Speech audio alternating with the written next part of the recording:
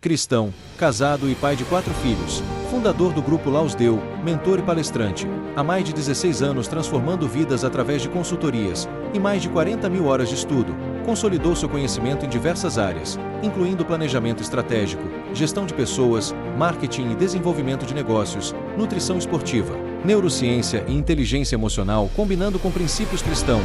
Hoje, como apresentador do Laus Deu Podcast e imagem e semelhança do Criador, eu sou o Anderson Florenzano.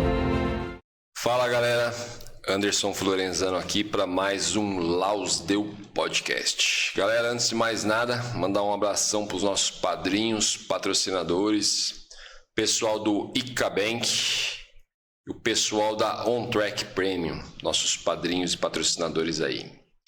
Galera, hoje o assunto promete, já fizemos um podcast ali, como sempre costumo dizer, sempre tem isso, já fizemos um podcast sentado ali na recepção e mais um agora aqui para vocês de presente. Hoje eu tô com ele aqui que é paizão, marido paizão, pai do Igor, do Matheus e do Tito. Ganhei de você, pastor, tenho 4. O pastor Israel Waltrick, me corrija se eu estiver errado, pastor. É mais simples. É mais simples. Waltrick. Bem abrasileirado.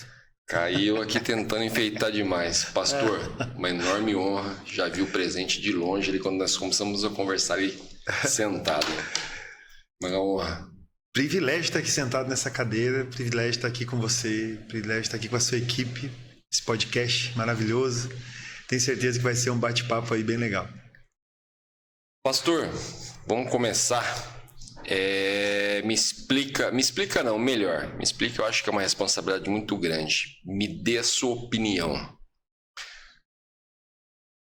A gente tem visto hoje muito podcast, muito material na internet, muitas igrejas, muita coisa mesmo. Como eu falei, eu venho da época que era assim, falar de Deus assim era raro. Você falava logo, você estava tendo problema. Hoje está todo mundo falando. Na minha opinião, muita gente falando de Deus, muita gente mesmo, glória a Deus, que falem mais mesmo, só que pouca gente falando com Deus. Porque eu tô vendo muitas pessoas, como a gente falou em off ali, eu vi um show já no altar, que eu olhei e falei, caraca, aprendi tudo isso, e tinha na igreja de graça. Então assim, tem muita gente falando de Deus e pouca gente falando com Deus. Sua opinião sobre isso? Esse é um assunto histórico interessantíssimo, porque ele parte da própria gênese da humanidade, o relacionamento de Deus para com os homens, o relacionamento dos homens para com Deus. Na minha opinião, isso começa no próprio Éden, quando o Senhor estava com Adão e fazia desse estar com Adão recorrência, ou seja, havia uma vida, havia um movimento e havia um relacionamento. Interessante que logo isso se perde. O pecado faz separação do homem para com Deus, faz separação nesse contexto. E logo depois Deus sempre tenta e consegue, de alguma forma, se relacionar com o homem. Me veio uma expressão sobre isso, acerca do povo de Deus, Israel, após sair do Egito, aonde depois de passar o mar, depois de chegar já nos presságios em relação ao apontamento do que eles viveriam em relação à terra prometida, Deus se apresenta, você deve imaginar aquela cena de pirotecnia, né? Montanha, nuvens, raios, relâmpagos e trovão. No meio daquilo há um convite de Deus para Moisés. Venham. O convite inicial não foi venha, é venham. Só que esse convite ele veio, Moisés instrui o povo dizendo o seguinte, só que é o seguinte, o aviso de Deus, você pode morrer pelo caminho, não é de qualquer jeito, não é de qualquer forma, há um comportamento, há um jeito, há um procedimento para você se achegar a Deus. O temor vai guardar vocês. Porém, as pessoas ficam amedrontadas e elas terceirizam essa responsabilidade. A fala deles é o seguinte, vai tu, Moisés, e fala com Deus, e nós te ouviremos. É como se eles dissessem a Moisés, tem relacionamento com Deus e a gente vai ouvir o que Deus está falando através da sua vida. Mas não era essa a vontade de Deus. O povo fica na base E Moisés sobe até o cume e a gente sabe que lá foram liberados os 10 mandamentos, as instruções de Deus para com o povo. Mas a vontade de Deus sempre foi estar em meio ao povo. Ou seja, eu quero estar com vocês, eu quero estar junto com vocês. Tanto que o povo que não subiu ao alto monte, logo percebe que Deus, na instrução com Moisés, monta um tabernáculo no meio do povo. Você vai vendo que é Deus sempre querendo estar junto. Sim.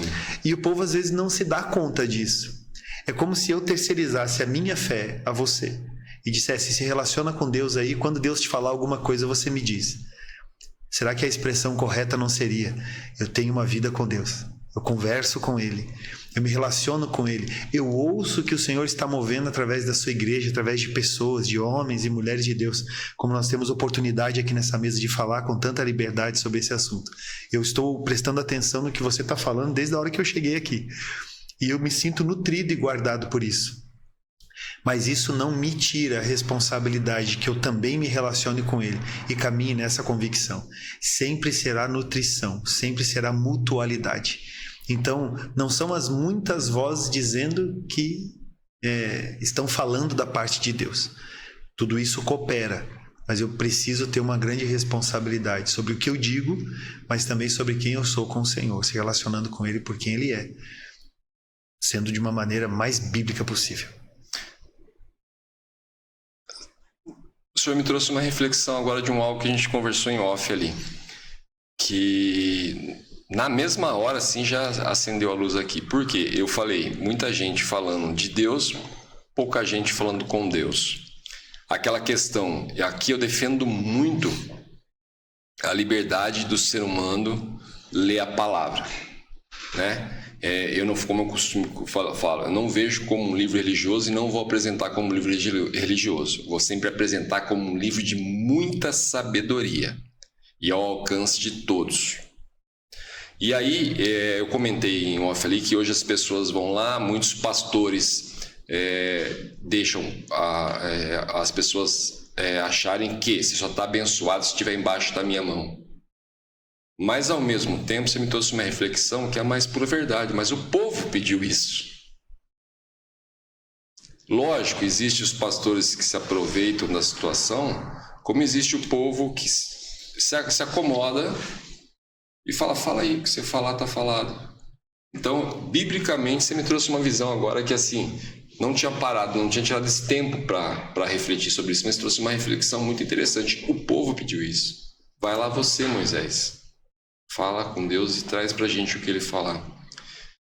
Voltamos na questão do plantio e da colheita. Então, assim... Interessante. Na hora que você falou, mas na mesma hora me deu isso. Eu falei, cara, eu acho que assim, né? Não tô aqui pra ficar julgando ninguém, né? Lógico que eu vejo coisas que eu não vou concordar, mas eu também tenho que tentar entender o porquê. Aquele pastor está simplesmente manipulando todo mundo, mas por quê? O povo pediu. Ó, pastor, vai, fala o que você quer aí, do jeito que você quer, da forma que você acredita, pronto, acabou. Amanhã ele deixou de ser pastor, ele está em outro lugar, mas o povo pede. O povo pede. Pastor, eu acho que eu vou até pular para uma outra pergunta que eu tinha guardado essa aqui para o senhor.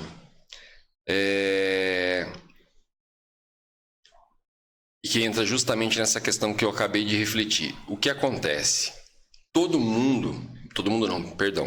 Boa parte das pessoas estão buscando muito a resposta para fora, enquanto Jesus está chamando o tempo todo e gritando para dentro.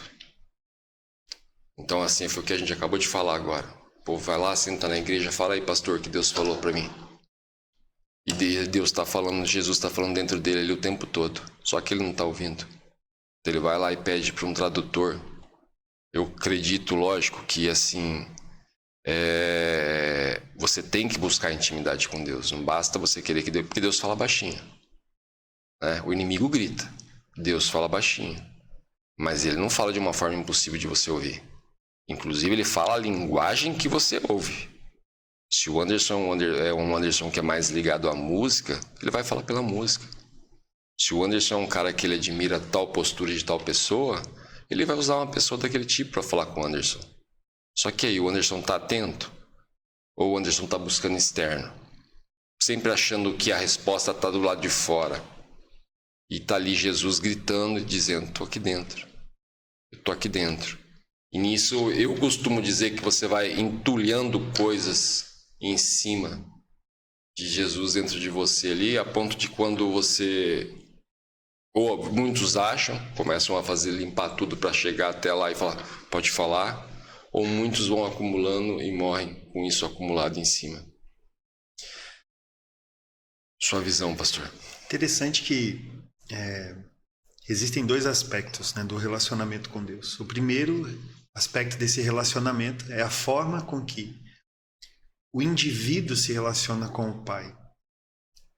Jesus não veio fundar o cristianismo, ele veio nos apresentar o Pai.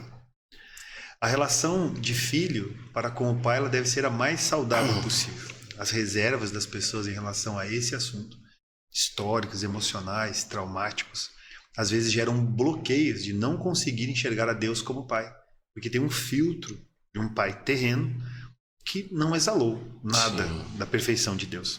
O aspecto do relacionamento com Deus individual, ele é fundamental para que a pessoa tenha convicções e receba nessas convicções a sua própria identidade. Olha que ponto interessante. Quando o indivíduo chamado Pedro, ele tem uma revelação sobre Cristo, automaticamente Cristo dá a Pedro a sua identidade. Tu és o Cristo e tu és Pedro. Quando ele devolve esse tu és Pedro, ele está afirmando a identidade de Pedro na sua caminhada, na sua jornada. Esse relacionamento com Deus, sempre quando nós reconhecemos quem ele é, em essência, na verdade de quem ele é, sempre vai nos devolver a nossa identidade. Porém, esse movimento unilateral de nós para com Deus, de Deus para com a gente, ele não vai produzir uma coisa, que é extraordinária na concepção e na produtividade de fé, que é a maturidade. A maturidade relacional carece de pessoas à volta. Então nós procuramos dentro, encontramos o relacionamento com o Senhor no secreto, mas somos dependentes, quase que instintivamente, como parte da concepção do homem. Deus disse: não é bom que o homem esteja só. A necessidade de ter pessoas à volta para viver esse conceito comunitário, viver esse conceito de apoio, de mutualidade, de mútua sujeição e encontrar nisso oportunidades de não só se tornar uma pessoa melhor, uma pessoa de fé, mas uma pessoa completa, que entende a relevância desse relacionamento vertical para com Deus e também desse relacionamento horizontal com as pessoas. A primeira pergunta de Deus para a humanidade foi: Adão, cadê você? Ele sela esse contexto para dentro. Ele parte de uma comunicação simples entre dois pontos, entre quem fala e quem recebe. A segunda pergunta de Deus para a humanidade foi: Caim, cadê o seu irmão? Quando você faz essa leitura, você compreende a expressão de uma cruz. Aquilo que é vertical e aquilo que é horizontal. Ou seja, nós somos responsáveis pelo nosso relacionamento para com Deus. Mas não há propriedade nisso, isolada. Porque eu também sou responsável por aqueles que estão à minha volta. E olha que interessante. O primeiro assassinato na história da humanidade aconteceu num culto, onde dois homens ofertaram a Deus. Um deles foi aceito e o outro foi rejeitado. Um culto sem entendimento pode ser um culto do assassinato. Um culto com entendimento pode se tornar o culto da morte para essa vida e o renascimento para uma nova vida segundo os parâmetros bíblicos firmados em Cristo. Pastor, uma coisa que eu tenho visto mediante isso que a gente falou agora, muito no decorrer da minha profissão, que é uma coisa que eu gosto, que é a parte da mentoria, é o quê? As pessoas, o medo das pessoas olharem para dentro delas mesmas. É assim, é um medo absurdo. É como eu costumo dizer às vezes, que eu vejo a pessoa com uma questão de arrogância, uma questão de ego, isso, aquilo, e conta vantagem daqui, conta vantagem dali, conta, e eu deixo contar até não querer mais, depois eu falo: cara, como eu costumo dizer, que é a frase que eu uso, tudo lindo, tudo maravilhoso da forma que você está me colocando, mas e a hora que coloca a cabeça no travesseiro? Que é a hora que está você e você. E não é você e você, é você e Deus. E aí eu vejo muito essa questão do medo. Eu acho que a pessoa vai colocando tanta coisa ali dentro, como eu disse, em cima da voz de Jesus querendo falar o tempo todo, que depois na hora que ela tem que tirar aquilo para ouvir, é um medo assim que às vezes assusta. É um medo que leva a pessoa a vir tomar remédio, é um medo que leva a pessoa a entrar em pânico, é um medo que leva a pessoa a ter crise de ansiedade. Isso. É um medo que faz a pessoa ter a depressão, né? Porque a gente sabe que a depressão é um excesso de passado, a ansiedade é um excesso de futuro. E o presente, que o nome já disse que é o presente, a pessoa não está conseguindo viver, ela tem medo do presente. Da onde esse medo todo na visão do Senhor? É o acúmulo que eu costumo dizer das pessoas acumulando esse lixo todo em cima e não deixando a voz de Deus parecer ali, a voz de Jesus ali dentro? Ou é um medo que já nasce com a pessoa? A gente sabe que o medo não é de Deus, eu sempre costumo dizer isso. O medo é o contrário da fé. Né? Você está no medo, você já não está mais em Deus. Aí pensa, mas eu tenho o medo é essencial. Não, você precisa saber que o medo existe, que ele é essencial, não. Qual é a visão e a opinião do Senhor sobre essa questão, desse medo, desse tamanho medo? A construção sobre o medo é interessante, primeiro, observar um parâmetro bíblico sobre isso. A Bíblia diz que o amor lança fora todo o medo. Parece que o amor lança fora todo o ódio, né? Sim. Não, a Bíblia diz diferente disso. Diz que o amor lança fora todo o medo. Um parâmetro fundamental também é o que Jesus estabelece como regra.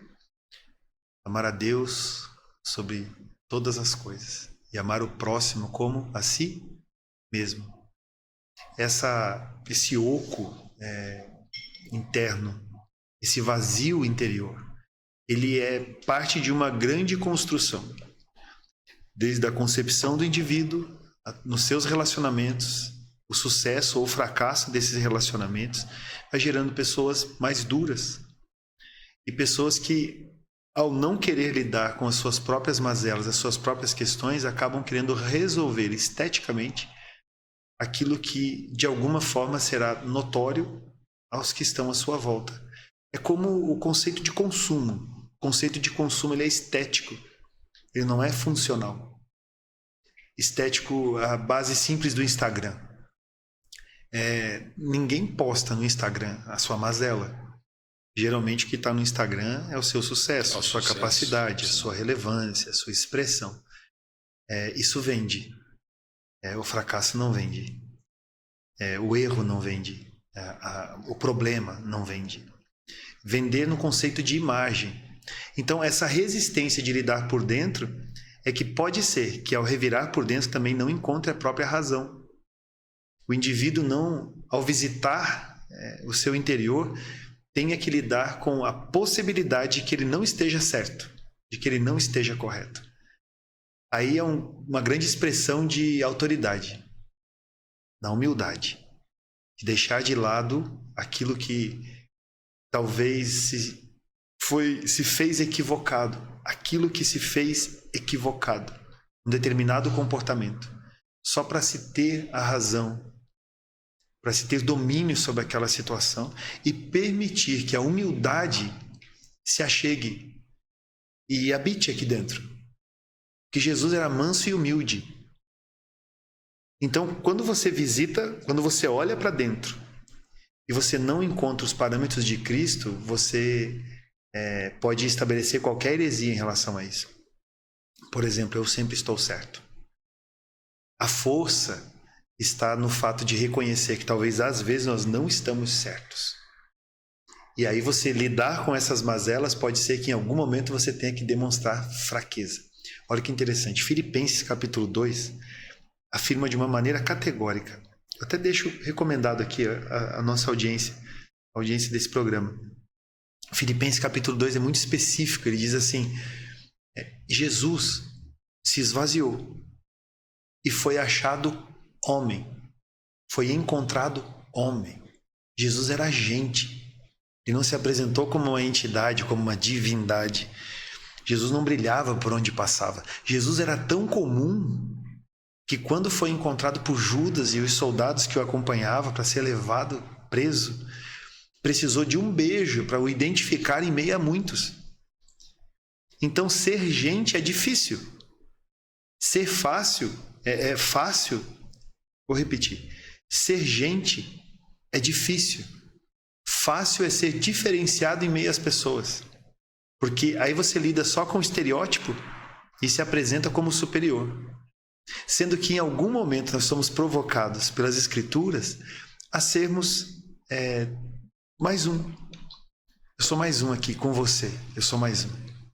Talvez sob as minhas atribuições pastorais eu tenho relevância sobre pessoas, em favor de pessoas, conduzindo pessoas, orientando pessoas. Mas quando estamos na mesa, nós estamos nivelados. O respeito, a mutualidade sobre isso sempre vai tratar a minha mazela. Porque talvez as minhas ações de contenção, a lidar por dentro, estejam retendo o que Deus tem para a sua vida através da minha vida. Então, o que flui de mim nutre a sua vida. Se eu não consigo lidar comigo e não encontro amor próprio, como é que eu transbordo isso em você? Eu acabo criando obstáculos para que eu mesmo venha fluir no que Deus tem para a minha vida, e eu limito a sua vida, porque o indivíduo jamais vai comer e beber de si mesmo. Os rios de água viva que fluem do meu interior é para saciar a sua sede. Eu não sou autossuficiente nem no rio. Eu dependo do que flui da sua vida. A importância das pessoas serem resolvidas em Cristo, para que aquilo que emane de verdade na sua existência passe a ser nutrição e vida para as pessoas que estão à volta. É a construção. No meio da construção, coisas que dão certo e dão errado. A questão é não parar nisso e ser cristocêntrico em tudo que se vive, em tudo que se faz. Essa questão de ser cristocêntrico é uma questão assim, muito interessante. Eu sempre falava assim, meio superficialmente essa palavra, mas hoje, quando o Senhor me trouxe, veio de uma maneira diferente, que emendou com uma reflexão que eu estava tendo ontem, estudando no momento de oração ali. Porque o que acontece? Um dos bloqueios que eu vejo muito em mentoria das pessoas não conseguirem viajar para dentro é um monte de crença negativa que no decorrer da vida ela vem colocando. Isso através do hereditário, das crenças, da cultura. Como eu disse, eu vim de uma família católica, você vai acumulando coisas ali, essa mistura toda você vai acumulando. E aí isso acaba fazendo com que você não tenha o medo, alimente o medo e, de certa forma, não reconheça a tua verdadeira identidade, como diz lá em Gênesis. E aí eu estava refletindo muito sobre isso ontem, porque eu comecei estudando ele, eu falei, eu falo, mas será que eu estou reconhecendo à altura a minha verdadeira identidade? Porque muitas vezes eu me vejo em bloqueio. Eu posso olhar vamos usar como exemplo, eu posso olhar um automóvel a qual eu queira muito ele, sei que eu posso ter ele, porque Deus já me deu ele, mas não me vejo alcançando ele. Mas por que eu não me vejo alcançando ele? Porque eu deposito a minha confiança, falando de mim, tá? Na reflexão que eu estava tendo. Porque eu estou depositando a minha confiança em mim, no meu ego. E eu mesmo não consigo nada. Agora, se eu olhar de certa forma, não, tá lá. Cristo habita em mim. O desejo vem lá de dentro. Se Deus deixou eu ver, Deus tem a intenção de me dar, já me deu. Então, eu realmente posso não ser capaz. Eu não sou capaz de alcançar aquele bem ali. Eu, ego. Mas Cristo habitando em mim, com certeza. Então, eu mudei minha visão hoje da seguinte forma. Sempre que eu quando eu almejo e quero alcançar alguma coisa, isso foi ontem mesmo. Foi em oração à tarde. Eu acho que era umas 3, 4 horas da tarde, na hora que eu estava orando e estudando. Quando eu quero alcançar algo, eu já não olho mais da forma eu quero. Eu olho da certa forma. Bom, eu tenho muito desejo por aquilo. Sei que Deus já me deu. Por mim eu não consigo. Mas o Cristo que habita em mim consegue tudo o que Ele quer. E eu vi que isso eu quebrava. De ontem para cá mesmo, eu quebrei muitas barreiras. Foi uma questão de anos de crença ali, caindo tudo por água abaixo. Não achar que eu sou capaz. É como eu falo, esse programa não é meu, esse programa é de Deus. Eu venho aqui, eu apresento isso, aquilo, mas o Anderson em si, até então, era um cara que eu falei que tinha medo. Fiquei escondido vários tempos, sendo tanto bom tempo longe da internet, um bom tempo escondido com medo. Mas quando eu deixei Cristo falar, vai lá e faz isso, Cristo tem esse poder. Cristo tem o poder de me dar palavras sábias para te perguntar. Como curiosidades que você tem, pergunta isso para o Anderson. Tá? Porque além de você perguntar até a resposta que você quer, você vai dar uma abertura na mente dele. Eu costumo falar que todo mundo que pisou aqui dentro, desde o primeiro dia que eu decidi tocar esse programa, eu aprendi com todos. Com todos. Perguntas que eu faço, respostas que me vêm, me abrem a cabeça para muita coisa. Como na nossa conversa em off, como na nossa conversa dando continuidade aqui. Quando você me vê muito meio assim, você fala, nossa, Anderson, não tá nem prestando atenção em mim. Tô sim, tô, só que a minha cabeça já tá indo lá longe. Aquela resposta que eu fiz anos atrás lá, o pastor tá me dando aqui agora, cara. Deus está usando ele para me dar a resposta aqui agora. Olha que interessante essa construção. Tô falando, tô refletindo ainda. Do contexto... construção, simples. Todo encontro com Deus gera transformação. A intenção do encontro com Deus é que a gente deixe um pouco da gente com Ele e leve um pouco dele conosco. A construção da identidade, ela existe por esse parâmetro. Por exemplo, Pedro, quando ele disse, tu és o Cristo, né, Jesus estava perguntando, e vocês? Quem dizem que eu sou? Quando ele diz, tu és o Cristo, ele é ovacionado por Jesus. Ele é ovacionado. Jesus disse, é isso aí. Pedro, não foi nem carne nem sangue que te revelou. O Espírito. Pedro, instantes depois, Jesus estava chamando ele de Satanás. Eu lembrei. Você estava falando, eu já estava refletindo isso. Não, agora Pedro recebeu a identidade dele, ele virou Superman, agora... Não é? Conceito nerd da coisa, né? Sim. Só que olha que interessante. Ele teve uma revelação, ele teve um presságio de como as coisas seriam ao andar na revelação. Mas ele ainda teve todo um processo. Porque ele é ovacionado aqui, na frente ele é chamado de demônio. Apartai-vos de mim, Satanás. Jesus disse para ele. Sim. Ele estava tentando dar um livramento para Jesus, sim, que não fazia parte, sim, do roteiro de Jesus. Agora, olha que interessante. Esse mesmo Pedro foi o cara que negou Jesus, que disse que não ia negar. O cara que foi embora. O cara que deixou Jesus. Depois é o cara que volta. Jesus o encontra. Vai ao encontro dele, ele se aproxima, segue esse caminho. A igreja segue em construção. Jesus ressuscitado. Eles estavam recebendo de Cristo as instruções finais. Jesus ora sobre os discípulos. E ele, olha que coisa interessante, ele sopra sobre eles o Espírito Santo. Alguns têm essa interpretação somente em Atos 2. Que em Atos 2 houve o descer do Espírito Santo, né, o derramar do Espírito, e no meio daqueles foram revestidos de autoridade. Mas houve um movimento de Jesus com os seus. Antes, esse movimento de Jesus com os seus, Jesus ministra sobre eles o Espírito Santo. E olha como o texto é interessante. Eu falo tanto em João quanto em Lucas. Diz a Escritura. E então, olha como é profundo isso. E então, eles passaram a entender tudo o que Jesus lhes havia dito. É como se em 3 anos, convivendo com Jesus, eles ouviam e não entendiam. A partir daquele momento, eles passaram a entender. É como se eles dissessem assim... parece aquele memezinho, né? Sim. Agora eu tô entendendo, né? Aquela coisa assim, agora eu entendi, agora tudo faz sentido. É como se houvesse clareza, tipo, uou! Gente, olha o que está acontecendo. Qual é a expressão desse movimento? Olha que legal. Jesus disse para eles, ficar em Jerusalém. Eles ficaram em Jerusalém, e não só ficaram em Jerusalém, eles ficaram em oração. Quando que você sabe que a sua identidade está sendo manifesta? Quando Jesus te pede uma coisa, você faz 2.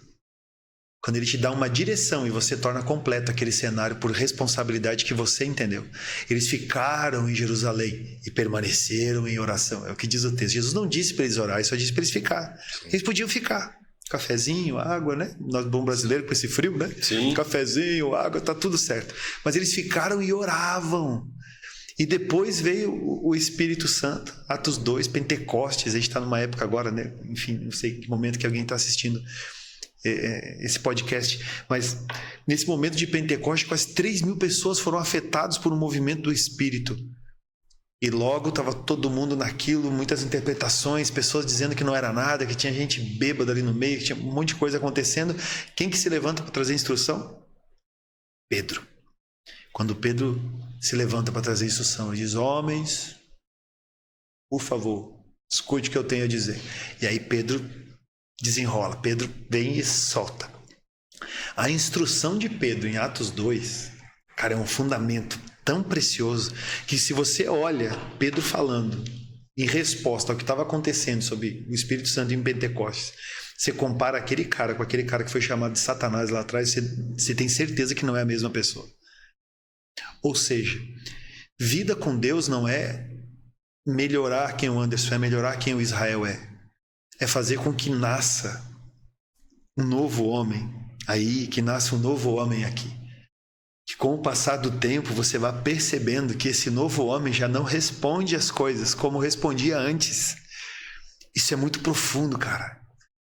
Porque Pedro ali, quando você observa o discurso dele, depois lê, faz no teu devocional. Eu convido você, depois lê Atos 2.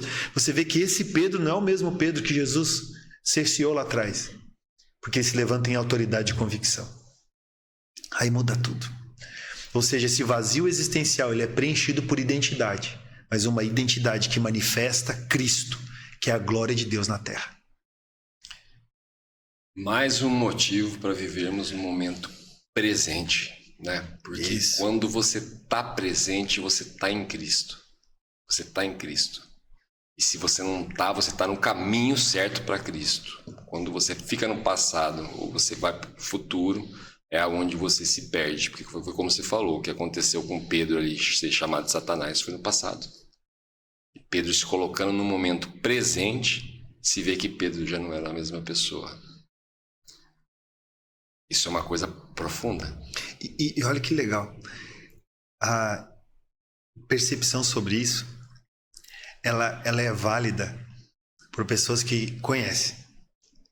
Por pessoas que te conhecem de verdade há tempo. Pessoas que me conhecem há tempo. Por exemplo, nós não temos um relacionamento de longa data. Sim. Eu não posso falar do Anderson de 10 anos atrás. Mas existem pessoas que te conheceram há 10 anos atrás. Sim. E te conhecem até hoje. Sim. Pessoas que me conheceram, pessoas da minha infância, lá em Santa Catarina, que me conheceram. E hoje, quando me veem, não é o meu testemunho sobre mim. Eu não acredito que existe um checklist do Israel sobre o Israel de como eu era e de como eu sou. Mas há um contexto de que as pessoas que, por propriedade em me conhecer, podem sim dizer: se eu sou a mesma pessoa, com as mesmas atitudes, os mesmos atos, as mesmas inconsequências, as mesmas coerências, quem sabe as mesmas qualidades de tempos atrás, ou se de verdade eu sou uma nova pessoa. Esposa, então, é maravilhoso para definir a gente, de como que era a reação. O problema é o mesmo. O Israel responderia dessa forma. Agora o Israel está correspondendo de outra forma. Cara, casamento é maravilhoso por causa disso. A gente tem um extrato de realidade o tempo todo. E no extrato de realidade a gente pode sim permitir ser aferido pelas pessoas, pelo comportamento e pelo que vai dentro e transborda para fora. Como eu disse. E é uma busca eterna, né, pastor? Porque você se manter no momento presente é uma questão que você vai levar para o resto da vida, né? Porque é uma coisa que, assim, eu tô aqui, eu tô orando, a gente tá falando em Cristo, isso, aquilo, mas você bobeou naquele segundo, você volta pro passado ou pula pro futuro. Então é uma coisa assim muito, como eu costumo dizer, pro resto da vida, nunca vai acabar. Sempre você tá se puxando de novo pro presente. Sai do passado, volta pro presente. Sai do futuro, volta pro presente. Perdoa a questão do passado. Ou perdoe as coisas que vão acontecer no futuro já. É para poucos. Isso é muito doido. Isso é muito doido, mano. É para poucos. Pastor, voltando na questão das pessoas estarem buscando o externo ao invés do interno, eu acredito, eu respeito muito o processo das pessoas. Eu não gosto de atropelar o processo de ninguém. Isso. Quando eu vou mentorear alguém, a pessoa começa a me fazer muita pergunta, eu chego um momento de olhar e falar, essa resposta que ela quer não está comigo, está com ela. Então eu pego e a primeira coisa que eu falo assim, olha, primeiro, eu respeito. Segundo, você respeite o seu processo. Ah, mas é que eu pergunto e não tenho resposta, porque você não está sabendo ouvir. Então pergunte, respeite o processo e aguarde a resposta. Eu sou um homem que para fazer meus 48 anos, estou tendo respostas de quando eu fiz pergunta com 16 anos hoje. Tive respostas quando nós conversando ali. Estou tendo respostas aqui conversando. Aí, mediante a isso tudo, eu falo dessa busca que o pessoal fica no externo, e quando eu acho que vai para o externo, você dá aquele pulo para o futuro, ou você dá aquele retrocesso para o passado, a salvação é individual, correto? Correto. O que eu vejo, uma questão que eu vejo e me preocupa, mas como eu disse, respeito o processo das pessoas, respeito a busca dela ali, é o quê? As pessoas estão estão muito preocupadas com a salvação do irmão, esquecendo da trave no olho dela. É aquele que olha e fala assim, mas o fulano bebe. Eu sou um cara muito grosseiro nessas respostas, quando as pessoas começam a fazer esses comentários perto de mim. Porque eu sei que eu não sou perfeito. E assim, eu não sou o melhor do mundo, não. Eu estou todo dia buscando as minhas imperfeições para eu corrigi-las. Porque se eu estou representando Jesus, eu tenho que corrigir elas para representar da melhor maneira possível. E eu sei que é uma outra questão que vai ser eterna. Todos os dias buscando ser melhor. Sim. E tentando agradar a Deus. Então eu vejo muito, mas o fulano bebe. Eu olho para a pessoa e falo, cara, mas você trai a esposa. Mas é o fulano lá, cara, você viu, come que nem não sei o quê. Cara, mas você, né?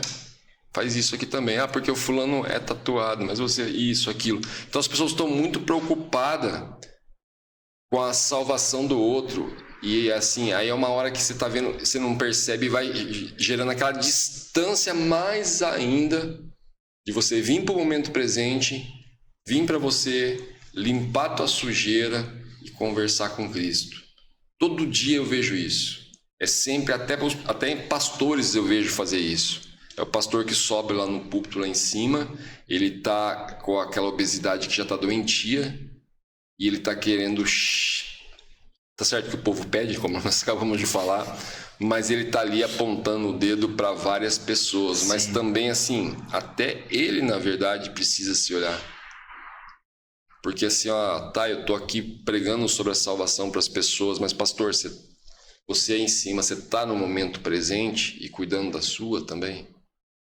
Então eu acho que a partir do momento que você começa a cuidar da sua, deixa eu ver se o ego do Anderson não tá querendo falar mais alto, porque não é o ego que tem que falar. A partir desse momento é uma hora que você começa a ficar mais distante da salvação. Porque se a gente for depender do pastor me salvar, eu salvar o pastor, isso, aquilo, eu acho que vai ficar todo mundo se matar, e todo mundo vai fugir de Deus, vai chegar e vai falar para todo mundo, Jesus vai voltar, vai falar para todo mundo, da parte de mim.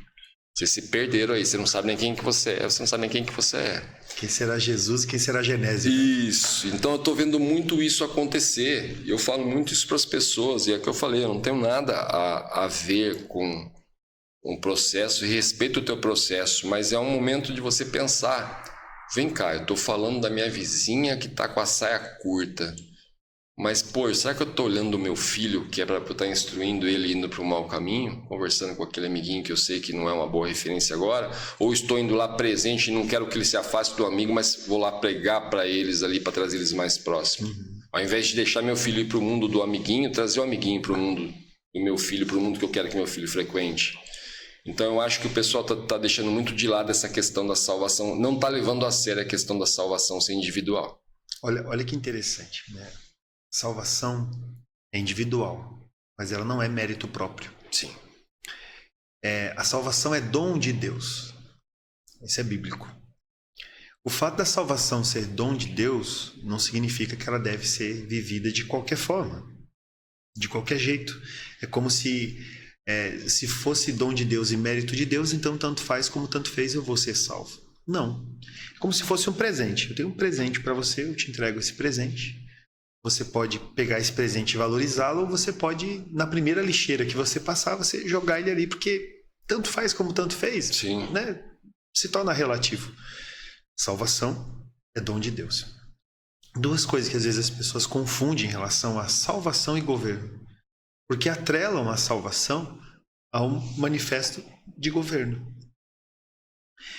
Todo mundo que for salvo não necessariamente governará com Cristo. Não é isso que a Escritura diz. Os que governarão com Cristo vão conquistar o reino com esforço, e algumas versões falam sobre violência, intencionalidade, dedicação. É a compreensão de algo que vai além de si. Pensar somente na salvação é um ponto. Pensar na salvação e valorizá-la por um amor que constrange é o suficiente para entender o quanto que nós podemos ser salvos e vamos ser salvos por Cristo. Eu acredito na sua salvação e jamais vou condicioná-la ao seu comportamento, porque eu entendo que Deus é Deus na sua vida. Quem crer e for batizado será salvo. E quem for tatuado... Tô brincando. Também vai ser salvo. Não é um condicionante. Tem nada a ver, é um estilo de vida, uma cultura. Você absolveu daquilo, você não minimiza quem é Cristo na sua vida por causa de uma tatuagem. Eu tenho tatuagem. Com certeza. Quem não tem tatuagem, eu conheço gente que não tem tatuagem e pensa da mesma forma. Sim. Agora a gente entra no contexto da trave, do que eu devo me importar acerca da salvação do outro. Há um princípio histórico, cristão, religioso, conservador, que fala sobre esses aspectos e até fundamenta biblicamente tatuagem, fundamenta biblicamente piercing, fundamenta biblicamente tantos conceitos, né, que são, na minha opinião, culturais.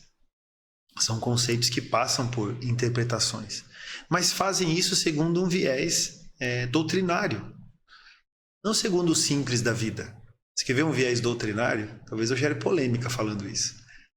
As igrejas mais pentecostais e mais tradicionais, elas condenam inclusive a barba. A barba como um fator do homem tão natural hoje, né? Sim. Vamos combinar que está na moda, um tempo atrás não estava. Sim. Daqui a pouco pode não estar mais.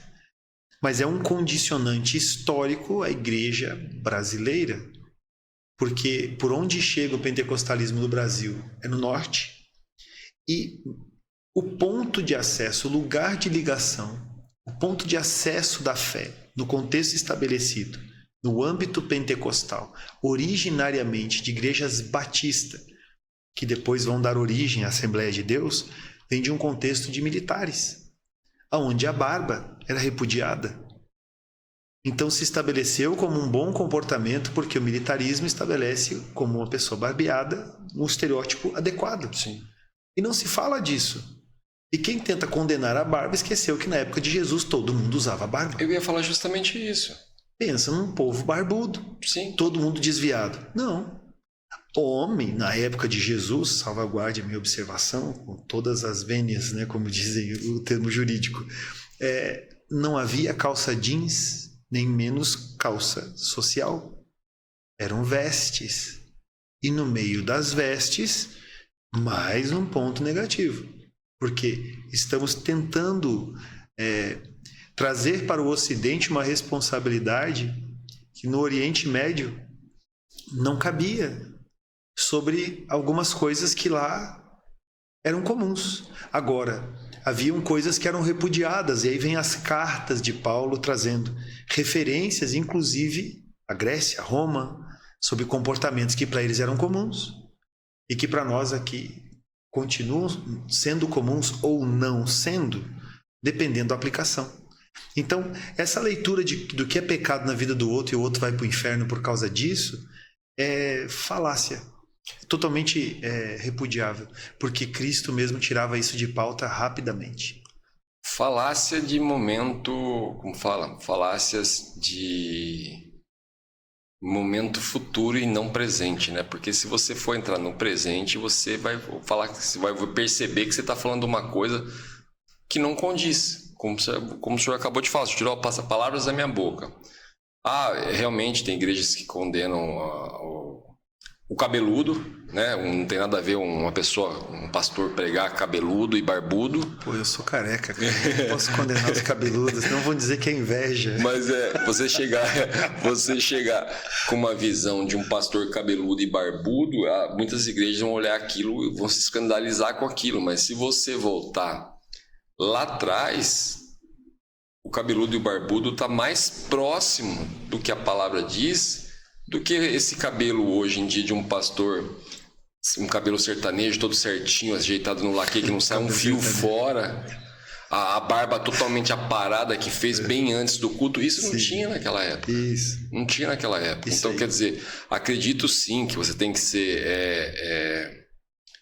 ter a sua vaidade, se apresentar cada dia mais bonito para Deus. Eu acho que assim é uma maneira de você honrar a Deus também, mas não criticar que aquele que gosta do cabelo comprido ou da barba comprida, ele tá errado, porque ele tá, na verdade, se a gente for analisar o pé da letra, ele tá mais certo do que você, muito mais certo do que você. Então as pessoas às vezes acabam... É só necessidade de falar, né? E aí é a hora que eu falo assim, você tá entrando no ego, você tá fora de Cristo ali. Olha, a visão cristocêntrica, que interessante. Um dia olharam para Jesus e disseram: bom mestre. Jesus responde: por que me chama de bom?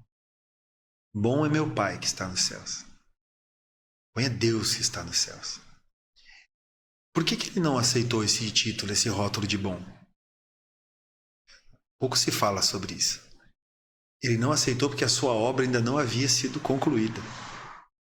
Jesus veio para se entregar na cruz, para morrer, para ser o sacrifício definitivo, expiação dos pecados, a reconexão do homem para com Deus. Ele não tinha concluído a sua obra. Por que ele apontou para Deus essa glória? Porque a obra de Deus é completa. Ele apontou a Deus a obra de Deus como completa. E aí pode se julgar. Jesus ainda não tinha concluído. Tanto que depois de ressuscitado, toda honra e toda glória ao nome de Jesus. Nós falamos do triunfo de Cristo, não só da sua morte, mas do fato de ele ter ressuscitado. E se não há ressurreição no Evangelho, nós falamos de coisas vãs. Cristo ressuscitou dos mortos. Agora olha que legal. Obra concluída. Vamos aplicar isso no contexto comum da vida comum. O cara morreu. Acabou a vida. Concluiu. Mas o legado...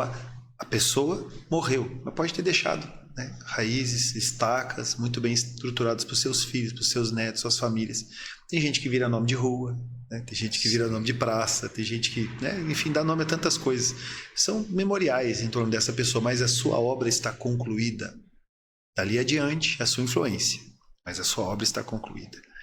E aí, você já viu velório? Alguém do lado do caixão falando mal do defunto? Olha, gente, morreu, hein? Não valia nada. Deixa eu te contar que eu já vi. Mas eu estava no Rio Grande do Sul. Acho que nunca falei isso no podcast. Estava no Rio Grande do Sul e eu estava na igreja de um pastor amigo à época. Isso lá em torno de 2004. Ano de 2004. E eu estava nessa cidade e fui lá fazer um seminário. Ministrar um seminário para eles.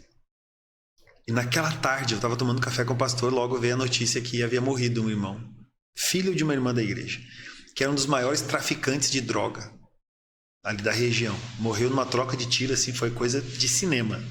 O que aconteceu com aquele cara? Assim, tava com muitos tiros. E aí ele disse: vamos comigo lá, não quero ir sozinho e tal, vou lá dar uma palavra antes de enterrar ele, né? Eu tenho por mim que quando você está num ato público, né, num velório, vamos chamar assim, né, de corpo presente, a ênfase não é quem foi, a ênfase é quem ficou. Melhor estar numa casa de luto do que numa casa de festa, porque nesse momento está todo mundo refletindo, ainda lhe resta tempo. Aí eu faço, ele me disse para mim: pastor, fala umas palavras aí, eu conheço todo mundo aqui, é melhor eu não falar nada. Aí eu trouxe umas palavras, procurei ser bíblico, apresentar a oportunidade que todos que ali estavam tinham de viver uma vida com o Senhor, porque o seu dia um dia chegaria. Sim. Quando de repente, Anderson, aquele pastor diz: amém, pastor, muito obrigado pela sua palavra, o senhor é um homem de Deus. Agora deixa eu falar um pouco para vocês aqui. Morreu, hein? troca de tiro. Não foi na igreja, com certeza foi pro inferno. E tava cheio de gente armada no velório. E eu pensando comigo, cala a boca, desgraçado. Fica na sua, amado. Não fala do morto, não fala. Já morreu, já acabou. Porque mesmo tendo morrido, nós não temos domínio sobre isso. Eu sou pastor, Anderson, 22 anos. Eu não consigo, quando alguém morre, dizer, está com o Senhor. Mas o senhor diz então que foi para o inferno? Não. Concluído está o seu tempo. Agora chegou a época de prestar contas. Puxar o extrato. Está aqui o extrato final. E ver o que aconteceu. Não cabe a mim. Na vida da pessoa eu preciso ser moderação. Na sua morte, eu preciso ter esperança de que aquilo que me dizia a respeito no tempo de existência dessa pessoa, eu não retive. Eu te ajudei. Eu preciso ter certeza que quando eu passei pela vida do Anderson, eu não fui retenção na vida do Anderson. Sim. Nos seus negócios, nas suas empresas, na sua família. Eu preciso ter comigo e dizer, uau, o que eu vivi com o Anderson, que o Anderson viveu comigo, foi bom. Graças a Deus, nós conseguimos glorificar o nome do Senhor com a nossa aliança, com o nosso relacionamento. Para que eu use isso como um argumento de relacionamento para com Deus. Mas eu não posso te dar um extrato definitivo sobre condenação e sobre salvação. Salvação é dom de Deus. O homem precisa administrar isso com responsabilidade, sabendo que precisa cuidar daquele presente que lhe foi dado. Essa questão é uma questão que muitas vezes já me chamaram a atenção e eu não mudo. Que é o quê? É como o senhor acabou de falar. A pessoa foi traficante ali a vida inteira, foi isso, foi aquilo. Aí tem aqueles que acham que porque ela morreu, não se deve mais falar que ela foi um traficante, que ela foi isso, que ela foi aquilo. Eu discordo disso. Até falei essa mesma questão sobre meu pai, próprio pai biológico. Minha mãe quis me rebater na mesa quando ele tinha falecido. Não fala assim que ele morreu. Eu falo, mas eu não estou falando mentira. Ele foi isso. Ele fez isso, ele fez aquilo, isso, aquilo, não sei o que. E não era novidade. Eu sempre soube. Ah, mas não se deve falar assim porque ele morreu. Eu falei, não. Eu falei, a verdade é uma só. Aconteceu isso. Agora, ótimo, ele morreu. Mas eu também não posso falar que ele foi para o inferno, porque eu não sei. Dali para frente cabe a Deus. São fatos. São fatos. Então aquela questão é igual ao ladrão da cruz. Ele foi um ladrão até ali. Então se falassem... O ladrão da cruz não tem nem nome, cara. Então, se falassem que ele foi um ladrão, que ele foi isso, que ele foi aquilo, ele mesmo confessou ali que ele era. E ele sabia que ele estava ali por esse motivo. Agora, ali deixa bem claro que dali para frente é a Deus. Não tem como você falar, não, ele foi para o inferno. Você não sabe. Ele se arrependeu no último momento.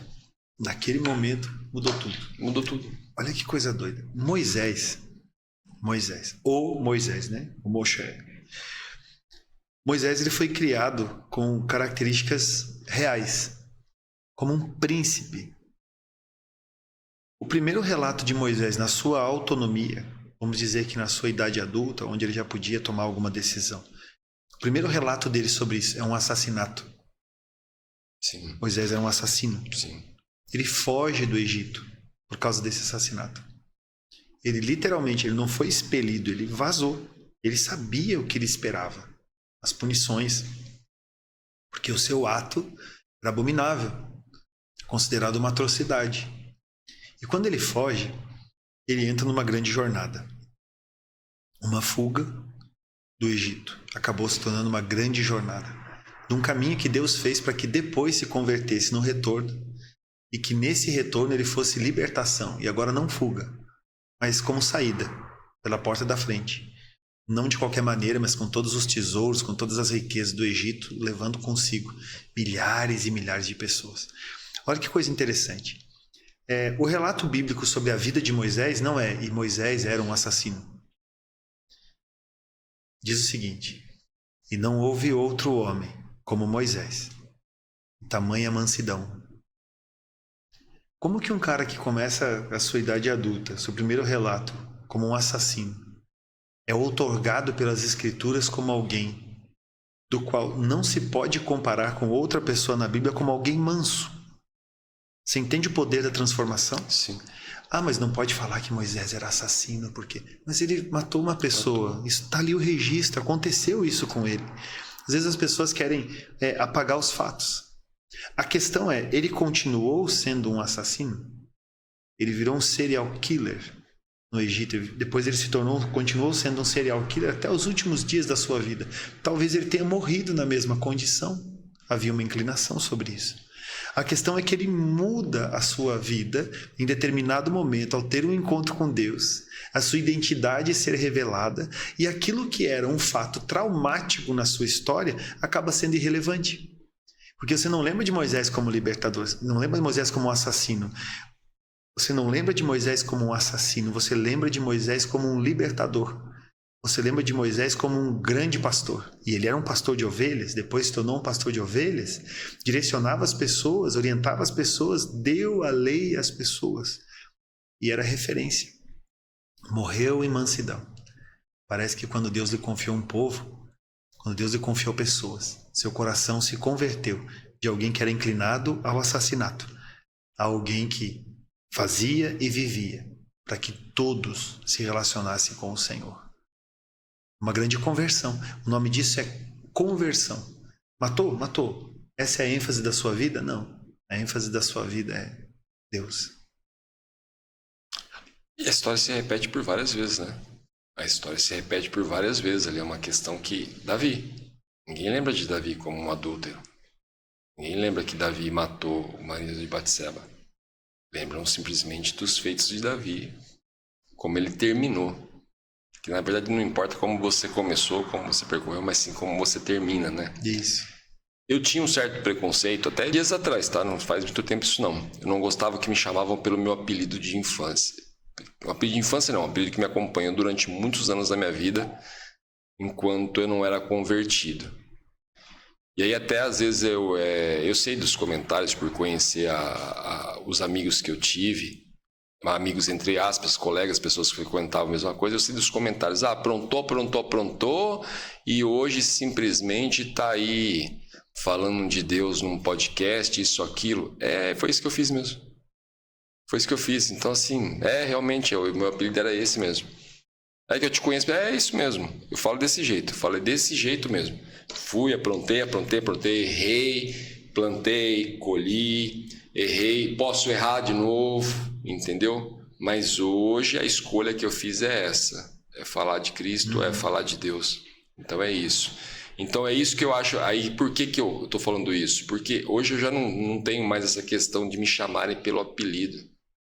Que bom, me chamem pelo apelido para me identificar quem eu era, mas olhe como que eu tô hoje para querer conhecer esse Cristo que eu sirvo.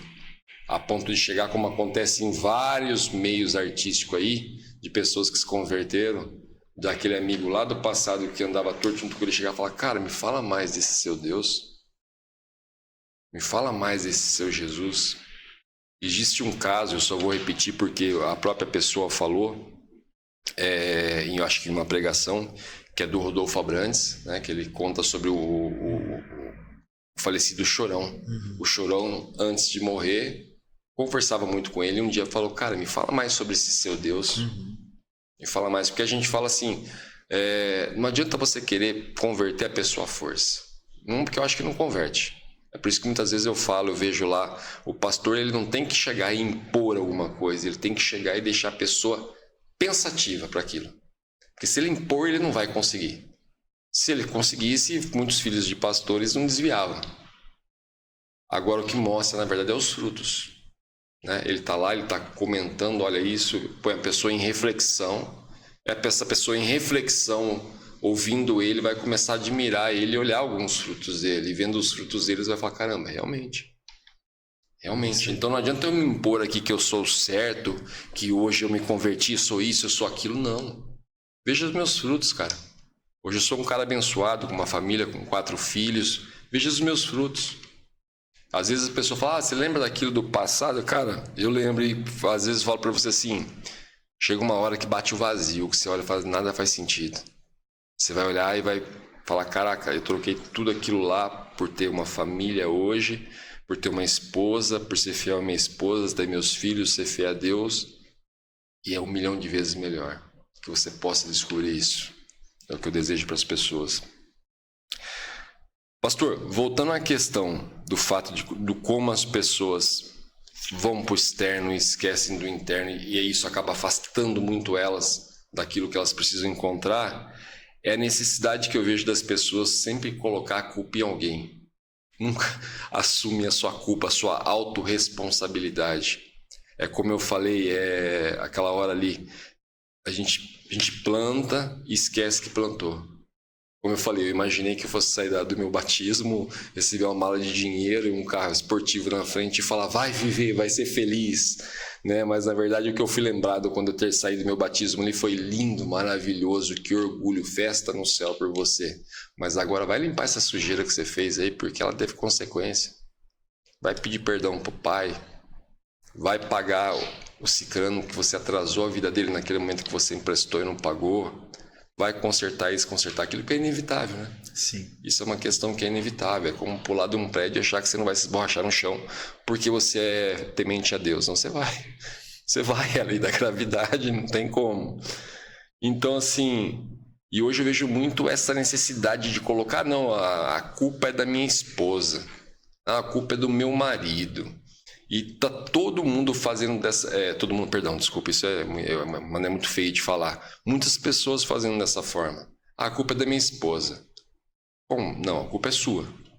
Não, mas é porque você não conhece a minha esposa. Minha esposa é o cão. Tá, a culpa continua sendo sua, porque foi você que escolheu ela. Ah, mas agora eu sou obrigado a viver com isso o resto da vida? Não, você não é. Você é obrigado agora a orar por ela, para tentar corrigir isso. Como diz um grande mentor que sempre fala isso, errou no recrutamento, agora se coloca no treinamento, né?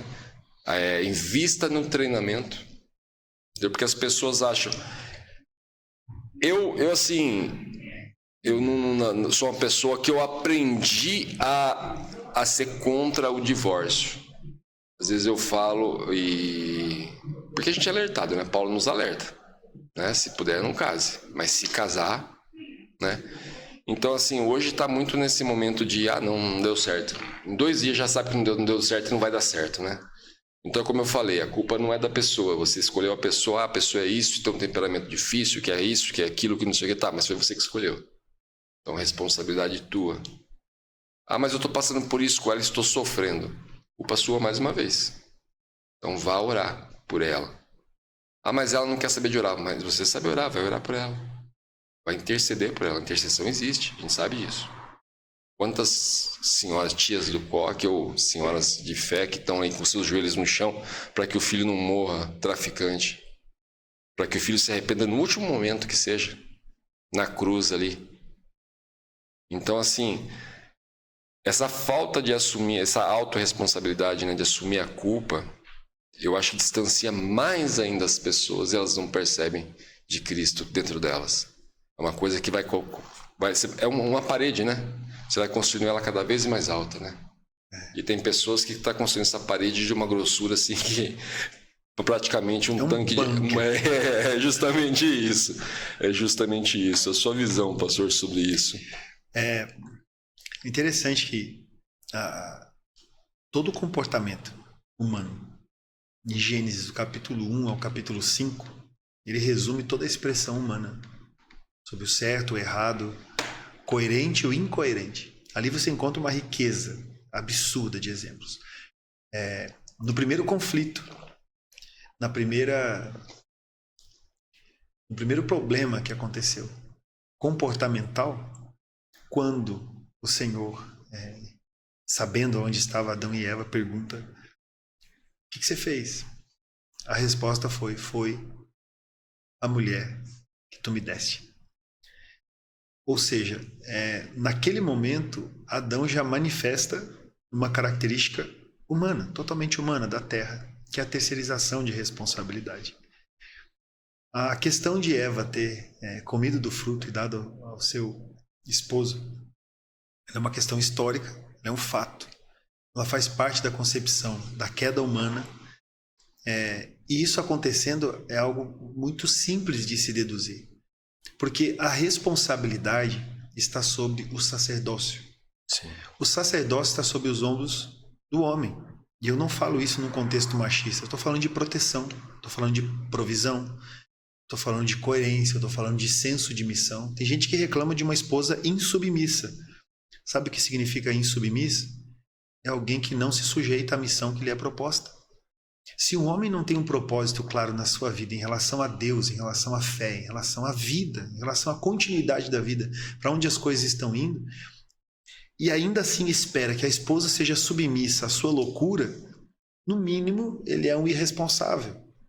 Adão, ao terceirizar a responsabilidade à mulher de ter lhe dado de um fruto para comer, ele faz isso esquecendo que a responsabilidade sobre o território era dele. A pergunta sobre isso é: o que uma cobra falante estava fazendo no território, conversando com a sua esposa?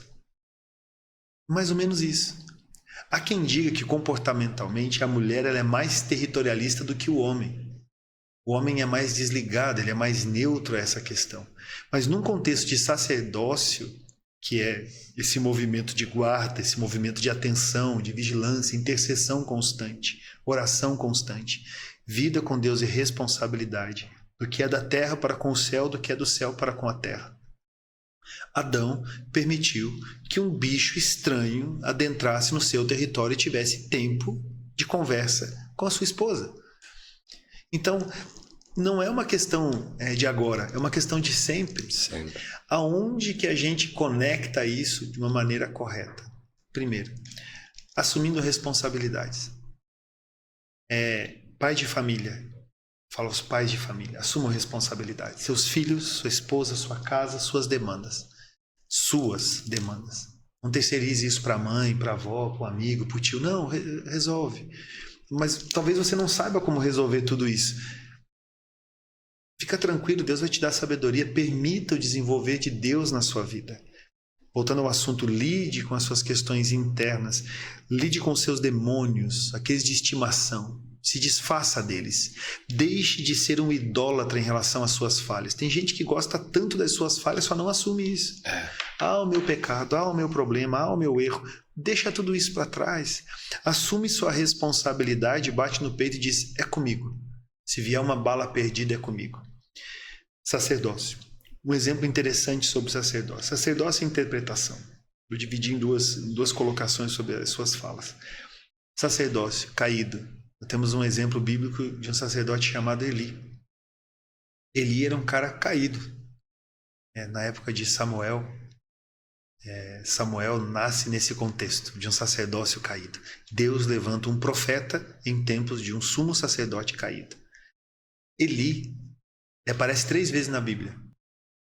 O sacerdote Eli. Em 1 Samuel você lê sobre isso. Logo no comecinho. A primeira vez ele está sentado enquanto uma mulher está orando. Na segunda vez ele está encostado numa coluna do lugar onde ele estava, enquanto lamentava por uma arca, por um movimento de guerra, por coisas que estavam acontecendo. Na terceira vez ele recebe a informação de uma derrota. Ao receber a informação de uma derrota, ele cai de onde ele estava sentado, cai, morre, quebra o pescoço. Ou seja, ele era inerte ao que estava acontecendo à sua volta. Estar sentado num contexto profético é inércia. Um sacerdote que se faz inerte, ele não está percebendo o que está acontecendo à sua volta, ele transita profeticamente desatenção. Profeticamente é necessário ter uma visão atenta ao que acontece à sua volta. Se ele não tem essa visão atenta do que acontece à sua volta, ele perde a oportunidade de colocar as coisas no devido lugar. E sim, nós temos a capacidade, nós, eu, você, nossa família, nossas esposas, nossos filhos, nossos amigos que estão à nossa volta todos os dias, de colocar as coisas no devido lugar. É meio que uma responsabilidade. Em Atos relata a história de um homem chamado Filipe. Filipe estava na rua, num contexto sobrenatural, ele caminhava de forma sobrenatural, um dos homens mais extraordinários da Bíblia. No livro de Atos se chama Filipe. E ele via passando uma carruagem, e ali dentro estava um homem que é registrado como eunuco, provavelmente um africano, pela descrição bíblica, e ele ia anualmente a Jerusalém adorar. Esse homem, ao ir anualmente a Jerusalém adorar, diz a Escritura que ele fazia isso de uma forma recorrente. E num texto simples, fala que ele estava retornando, ele estava voltando de Jerusalém. E ele estava lendo o livro de Isaías. dentro dessa carruagem. Ele era um adorador, ele tinha uma missão de adorar. Ele tinha uma escala, porque ele ia anualmente, ou seja, ele era regrado em relação a isso. E ele estava lendo as escrituras. Olha que maravilhoso. Adorador, está participando de uma escala, participa de uma coerência, né, de fé mínima e estava lendo as escrituras. Mas Filipe, atentamente, guiado pelo Espírito, quando ele olha de longe, ele pergunta, o cara está dentro da carruagem, ele pergunta: e aí, você entende o que você está lendo? Ele está lendo, ele olha para fora, aquele cara folgado, né? O que você tem a ver com a minha vida, cara? Estou aqui na minha carruagem, né? Eu vim aqui representar o que eu represento e você está querendo se meter. Não. Ele, com o coração aberto, ele diz: como eu vou entender se não há quem me explique? Uma porta de oportunidade. Alguém com uma visão atenta acaba se posicionando na vida daquele homem, denominado somente como eunuco, explicando para ele que a revelação acerca de Isaías era a pessoa de Jesus Cristo. Olha a igreja tomando forma. Aquele homem, imediatamente, eu lembrei da história que você estava me contando, ele disse: e para viver isso aí, o que eu preciso? Você precisa crer e ser batizado. E o que impede de eu ser batizado? Nada. Tem uma água ali, vamos nos batizar agora. Ele foi e batiza aquele homem. Aquele homem é batizado. Ele não fez curso de 6 meses, não. Ele foi batizado rapidamente. Ao ser batizado rapidamente, ele segue o seu roteiro. Agora, entendendo que ele estava lendo e que ele estava vivendo. Renascido para uma nova vida. Novos desafios o aguardavam. E Filipe, naquele instante, simplesmente desaparece daquele lugar. E reaparece em outro lugar. Tamanha autoridade de Deus na vida daquele homem. Sacerdócio é percepção. É olhar à volta, enxergar oportunidades, colocar as coisas no devido lugar. Tinha alguém lendo e não entendia. Precisava de alguém que explicasse. Ele se tornou um protagonista numa história maravilhosa de salvação. Aquele eunuco não foi mais o mesmo. Perfeito. Pastor, para a gente terminar com chave de ouro, eu vou só pedir para o Fabrício, faz uma pausa aí só para eu ir no banheiro aqui. Oi? Pastor, uma coisa que deu para perceber ali na conversa que a gente teve em off, na continuidade da conversa aqui dentro do podcast, e eu me identifiquei muito, que é a sede de conhecimento. Que eu vi que a gente tem uma sede de conhecimento. Hoje eu sou uma pessoa que eu defendo de unhas e dentes a palavra, como eu falei, eu faço questão de sempre estar falando e colocando ela de uma maneira sábia para a pessoa enxergar, que é uma maneira acessível. Não tem nem o que falar da palavra. Quanto mais você lê, mais vivo você se sente, porque a palavra é viva. Mas por essa sede de conhecimento que eu tenho, e me identifiquei bastante ali conversando com o senhor em off ali, o senhor acha que vai além disso aqui, da palavra? Porque eu sempre tive a curiosidade de estudar muito. Eu leio a palavra, mas eu continuo estudando, ou estudando aqui, e eu cheguei a um ponto de falar: tudo lindo, maravilhoso, respeitoso, devemos respeitar sempre, temer sempre, aqui está a palavra de Deus, mas vai muito mais além do que isso aqui. É só a ponta do iceberg. A sua opinião? A própria Escritura fala isso. No relato do Evangelho segundo João, 4º livro do Novo Testamento, na conclusão, né? A conclusão deixa aberto um presságio muito interessante. E eu só uso esse livro como expressão de afirmação, sim, dessa sua fala. Porque diz que todos os feitos de Jesus, obviamente a realidade da época, foram tantos que não haveriam livros capazes de registrar tantos acontecimentos em torno da pessoa de Cristo. A própria base da fé cristã, que é a fé judaica, a lei, né? A fé que vem de Abraão e depois se desdobra, né, em outras religiões, vamos chamar assim, ela se faz completa através da tradição oral, através daquilo que também é ensinado pelo que se sabe, pelo que se recebeu. O maravilhoso disso é perceber a Bíblia como base. Nós temos uma base. Essa base não só ela precisa ser respeitada, porque Se ela for respeitada, não significa que ela é vivida. Porque muitas atrocidades já foram feitas com uma Bíblia embaixo do braço, com uma Bíblia aberta, Sim. com um versículo isolado. Existem movimentos de guerra que fazem oração antes de trocar tiro com a polícia. Coisas que nós vivemos no Brasil, Sim. narcotraficantes, A história se e outros repete, tantos conceitos que não são dignos de serem afirmados, mas são feitos com base em Bíblia. São feitos com base em Bíblia, com base em versículos bíblicos. Então, por uma interpretação isolada de um versículo, você pode fundamentar uma heresia.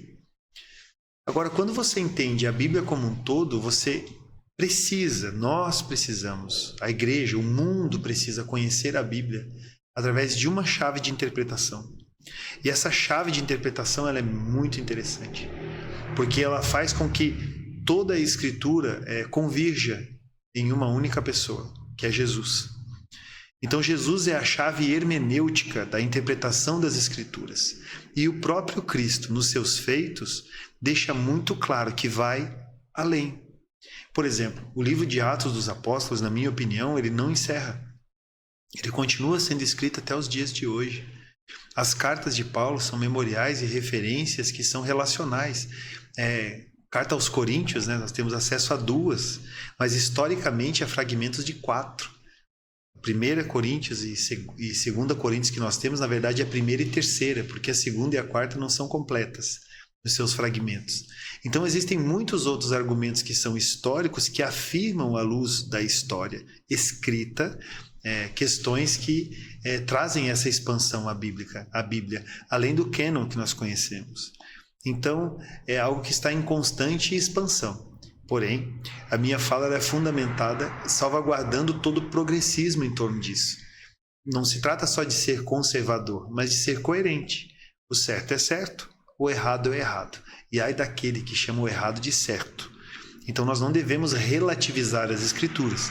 Devemos afirmá-la como plataforma, mas entender que além dela também há conhecimento, e hoje aqui no que nós estamos vivendo há essa referência sobre o que a fé pode contribuir hoje com a vida de alguém, o que a fé pode contribuir hoje com a vida de quem está desesperado, com quem está precisando de um milagre, com quem está precisando se conhecer, com quem está precisando sair talvez de um leito, fechado num quarto com a cortina fechada, vivendo uma depressão sem o menor senso de existência. A Bíblia é realidade, a Bíblia não é só história. A Bíblia é base para que a gente avance e siga em direção a Cristo. E quanto mais a gente caminha nesse sentido, menor a chance de dar errado. Não se trata de ser biblicista, mas de sermos bíblicos em tudo que fazemos e no que vivemos, com toda a sorte de coerência em relação aos nossos dias. Foi como nós dissemos ali fora, né? Isso. Deus, na verdade, nos deu o manual. O ser humano teve dificuldade em seguir o manual. Ele se fez homem, desceu e caminhou na frente. Fala, então vem aqui, segue os passos. Ele é o verbo. Ele é a palavra. Ele é a palavra. Sem Jesus, você estabelece heresias. Sim. Com Jesus, você manifesta o reino de Deus. Com certeza. Mais uma vez, a importância de viajar e buscar as respostas dentro, viver o momento presente, entender o verdadeiro significado do presente, que é um presente de Deus mesmo. Pastor, se deixar, eu vou até, como eu costumo dizer, até a meia-noite, quando a gente vê, a gente raiou aqui, a gente fez uma vigília. Uma coisa que eu aprendi com um amigo, sempre repito isso daqui, e só repito, algumas vezes eu repito quando eu sinto vontade e vejo e enxergo isso, é o quê? Ele me ensinou que ele falou que ele orava muito todos os dias a Deus, pedindo para que Deus apresentasse para ele os amigos dele. E eu estou falando isso por quê? Porque essa entrevista para mim foi uma surpresa. Foi um amigo que Deus me apresentou aqui agora, que eu, assim, não tem como descrever a honra. Desde ali sentado em off ali, a gente conversando ali eu adoro conhecer pessoas que começam a fazer a minha cabeça ferver em reflexão, em lembrar de resposta lá de trás, já lembrar de coisa ali na frente, já voltar no momento presente e agradecer, falar, Deus, como você é maravilhoso. Amém. E ver uma resposta aqui, ver uma resposta ali, isso, aquilo. E hoje eu tive esse privilégio. O Senhor fazer minha cabeça sair, voltar, vir, isso, aquilo, validar opiniões, me ensinar o outro lado daquela opinião que eu já estava com ela fortalecida, falar, não, Anderson, essa opinião sua sim faz sentido, mas olha, veja desse lado aqui também, e eu olhar e falar, caramba, que soma. Então, assim, só tenho a agradecer, foi uma enorme honra, que não seja o último, já saio daqui com um convite para voltar ao segundo, que realmente me surpreendeu demais, me deixou muito feliz, e seria uma honra poder repetir mais uma vez, dar continuidade, na verdade, não repetir, né? Mas dar continuidade nessa questão toda que a gente trouxe aqui. E deixo aberto, pastor, quiser deixar um recadinho, dar um recadinho, fique à vontade, tá? A casa, como eu disse, não é minha, é de Deus, então é nossa. Primeiro agradeço a você. Obrigado por abrir esse espaço de fala. Eu vejo que é um espaço amplo, né, de várias visões, de pessoas com visões distintas sobre assuntos distintos. Estar sentado aqui como um pastor, para mim tem grande relevância, porque eu vejo no seu público essa diversidade de opiniões, a capacidade de reflexão, de entendimento, pessoas que compõem esse cenário, que faz parte do seu cotidiano, não só seu, mas de toda a sua equipe, que é uma excelente equipe, deixo registrado aqui, de poder falar de coisas que são acessíveis, não compõem uma bolha, mas que falam do Cristo de forma aberta, trazendo a Ele a referência de tudo que a gente tem vivido. Eu acho que o meu trabalho hoje é fazer com que as pessoas pensem, com que elas reflitam e com que elas se relacionem com o Senhor. Não só através de mim, mas apesar de mim.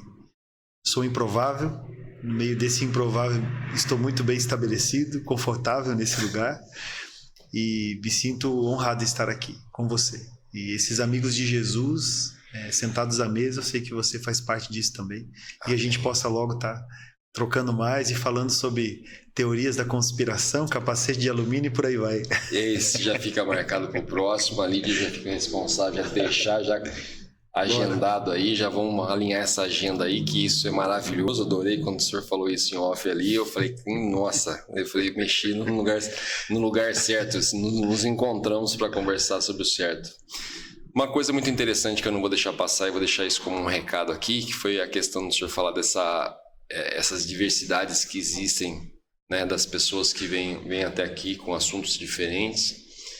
Mas é o quê? Por mais que as palavras sejam diferentes, como eu falo de uma forma, o senhor fala de outra e a gente ligou uma coisa a outra, o que eu queria deixar bem claro às pessoas que no final, não, na verdade no começo, no meio, no fim, tudo se resume a uma coisa só, a Deus e a Cristo.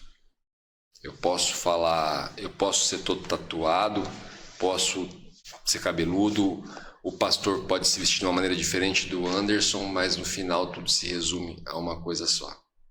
Então assim, o que prevalece é o quê? Cristo, sempre. Galera, beijão a todos, paz e prosperidade. Diante do trono, Senhor, quero levar meu sacrifício de louvor, as minhas mãos levantar.